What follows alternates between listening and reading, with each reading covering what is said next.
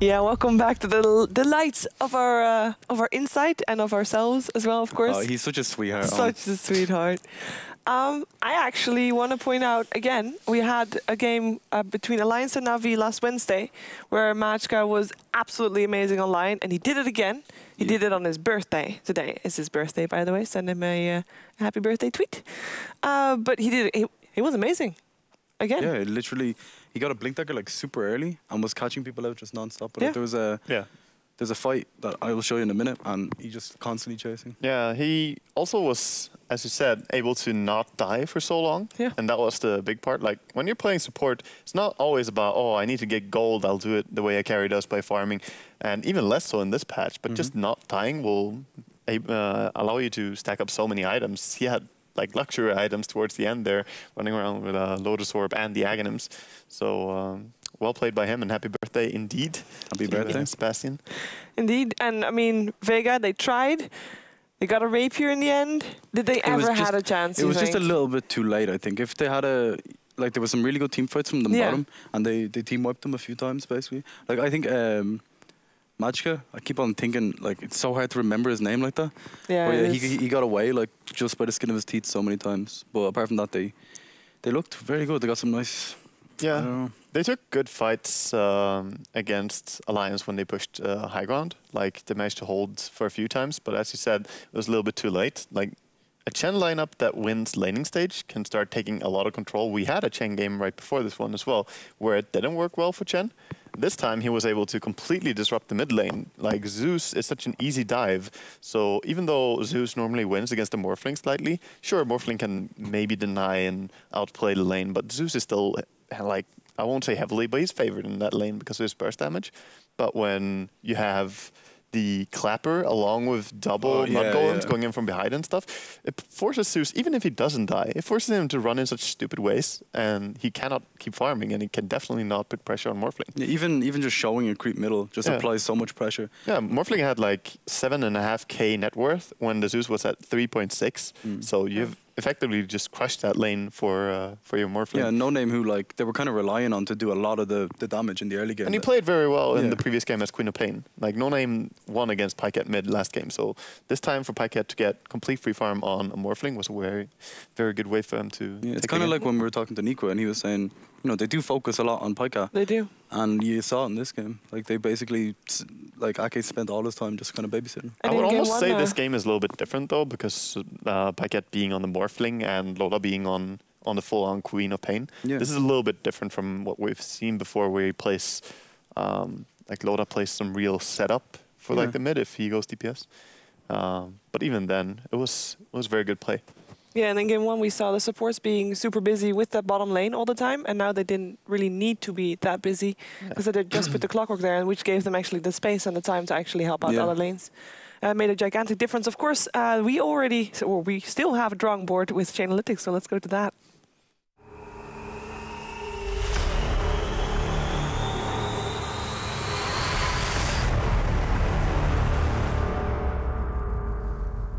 Alright, we're at the drawing board, and this fight is 14 minutes in, and basically Alliance decide to take Roshan, and we're about to see what happens.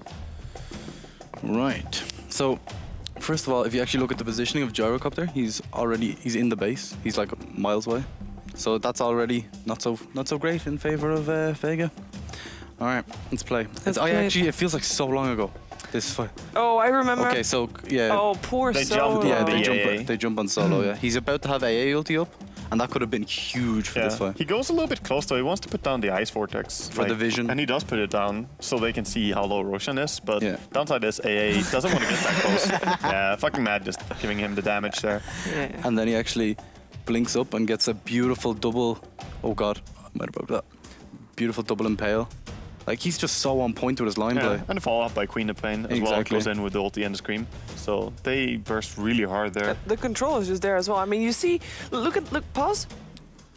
I was looking for the pause button. Zeus just used his ultimate. Look at the health bars on top. Yeah, they're all so full. Yeah, I was just checking that one, indeed. Oh, yeah. It's just, I mean, the only one that's low is Bulldog, who basically took a death ward to the face by himself. Every single time he initiated. Every single time. It was actually quite funny to watch. But, I mean, at this point, it's already they're already so far behind. At this point, of course, We already have the tier 1 towers down on the side of Vega, which gives Alliance just a large chunk of extra gold that they can just put to work in this fight. And when you die in this position against a Chen, and like at this early in the game, he's going to get towers out of it, you know what I mean? It's also the fact that you die, and it's not like you contested and did much. You didn't stop the Roshan, you didn't steal, you didn't delay anything, you didn't take the Aegis, so you didn't succeed in any of your objectives, mainly because they were out of position as hell. They had to run up with an AA to scout, and normally we want to see AA be on the other side of the map for a fight like this. Yeah, if we compare it to the Roach fight we saw in the last game. Exactly, so the fact that he had to be forced to go there is just because they were in a weird spot. But when you take that fight so convincingly, get the Aegis, you can just keep pressuring, and that's great for any Chen lineup, because as soon as you remove all the tier 2 towers, you're in a good spot to break high ground. It's a good hero for Yeah. Well, we are going to talk to the man of the match. It is Matt that is waiting for an interview for us.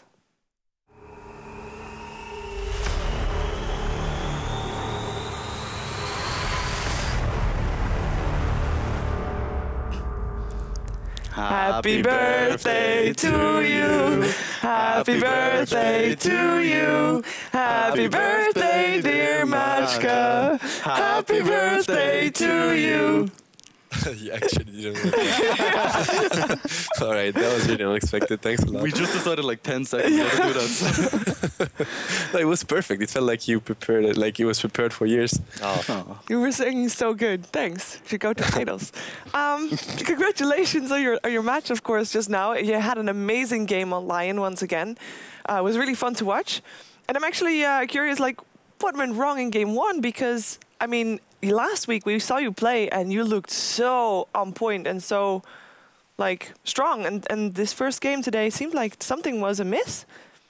Yeah, it felt a bit off for us as well. I'm not sure. I think it's a combination of draft, rotations. I think we weren't all on the same page with how to play that game, maybe. And yeah, I don't know. It was a bit off. Let's call it an off game. They played really solid, really well as well. So they punished us for every mistake. So you're playing line here, and you're probably like, honestly, I was really impressed with your line play last week and this week as well. Can you give like tips for, say, people who want to play support? Just like 1 or 2 basic tips of how to not die on support. How to not die until like 30, 40 minutes into the game. It's a lot about positioning and understanding. I mean, you're gonna blink in, get a stun. You need to understand what's gonna happen to you. So sometimes you just can't get. Line is quite easy because you can get all spells right really fast. Yeah. Like you don't have this channel ult. But then repositioning yourself is very important, because in those fights, kiting is very important. When they have those gyro BKBs, whatever, you want to like let the fight start and let them waste their BKBs, because those disables at the end of the fight are gonna win the fight for sure. So yeah, I would say then mind your positioning and be ready to re-niche or like re-go on them. It's the most important stuff, I guess. So, fucking Matt, I have a question for you. Yeah. Was there any item that you thought you might want more than the Lotus Orb, or was it more like, damn, I'm so rich, I have all these items I could buy? No. Like, did you expect it to be the best possible item, or did you just No, want to not pick this up? really. I didn't. Maybe there were better items, honestly. Even I don't know. Even some Shadow Blade would have been better, since they didn't have Gem in the base or whatever. Then I can just sneak in, get vision. But Lotus Orb sound. Comes a point. It seems Knight versus Beast as well. Comes a point when you have everything anyway. Like you already have many things to burst into a team fight. Yeah, exactly. And I mean, have you already shot a rocket on a gyro? Right now I did. So that Lotus Orb definitely paid off. Yeah. So how did you celebrate your birthday? Nothing yet. Like, I'm looking forward to celebrate it. I knew it would have been a Dota day, so it's nice. I like Dota days, but I'm gonna do it later. Okay, good to hear. Because do you have any shout-outs or plugins that you want to do before we let you go on your birthday? Yeah, I mean, no, just shout out to everyone that supports us, supports Dota in general, that watch. I just shout out to the Dota community as usual. Nothing really special. Shout out to everyone out there. Okay, well, thank you for taking the time to talk to us, and have a great rest of the day. Yeah, you're welcome. Thank Goodbye. you.